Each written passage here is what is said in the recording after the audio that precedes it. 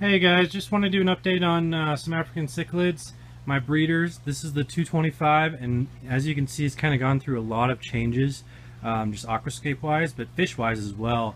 And I'll kind of get into the details here because the Ventralis kind of passed away on me. This is the only one I have left, and it's a fry that I've grown up. All my large adults passed away. Not quite sure what happened. I did lose a couple white Calvus as well, and I lost my female Leleupi that was breeding regularly. So it's kind of a shame because I mean I had a lot going on there, and I still have some white Calvus. That's one of my adult females, but I got some younger ones growing out. Trying to get them breeding.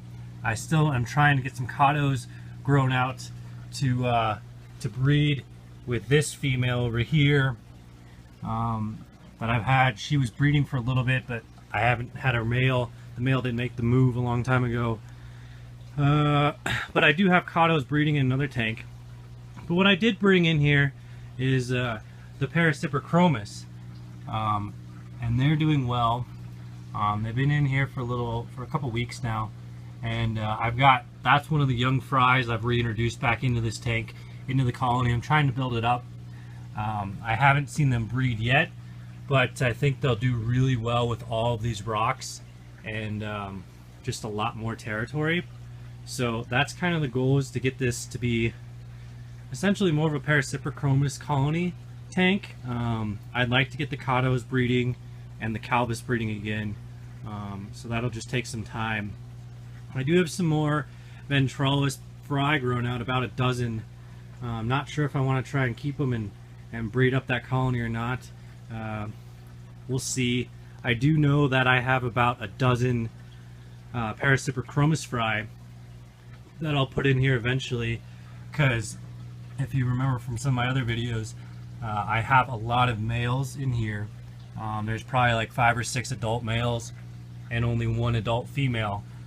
So I'm kind of hoping these younger Paracyprichromis will grow into females, but we'll see. I got a dozen of them, so I'm sure I'll get a couple females out of it.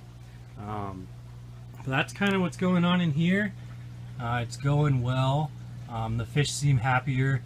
It looks good because there's a lot of territories for these Paracyprichromis that they definitely seem a lot happier. So hopefully I'll get more breeding action coming on here. And that's kind of what's going on there. I did get some gobies, and I had them in here. The one I had kind of got a little aggressive and took out the other ones. I picked up 2 young gobies from Karilani Island as well. They're growing out in here. They're kind of hard to find, so I'm not even going to try and find them. But trying to get that to work still, because I would really like to get some gobies breeding in here. So that will hopefully happen eventually as well. But other than that, I'm going to jump over real quick to the 55 gallon where the Paracyprichromis were, because I've kind of done some rescaping there. Hey guys, here's the 55 gallon. So as you can see, this tank has changed a lot too. A lot less rocks, more caves, and so there is my old adult male, and then here's some fry I'm trying to grow out to get another pair. I put 5 of my largest Leleupi in there. That looked good. And then here's the extra goby that was kind of a jerk and kind of took out the other 2.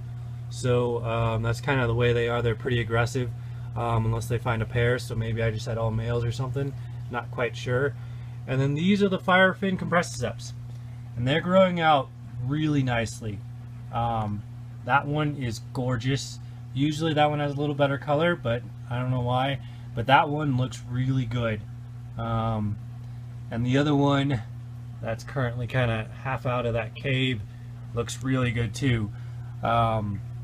So the Firefin Compressiceps certainly look amazing, and I saw some pictures online. I wasn't sure how they'd kind of turn out, you know, if they would be worth the money, but you know, I kind of bought them with fish credit, so it all worked out. They look good. I'm hoping to get them to breed. Have not really seen any breeding action yet, so we'll see what happens. Oh, and then I do have a couple Similis that were extras thrown in here.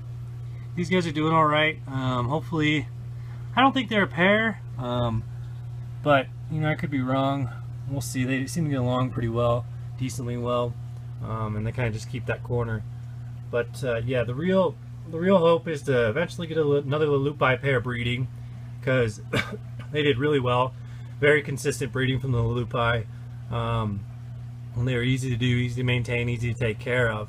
Had pretty high survival rates. I still have a lot of Leleupi fry left over, so not too worried about not being able to get another pair.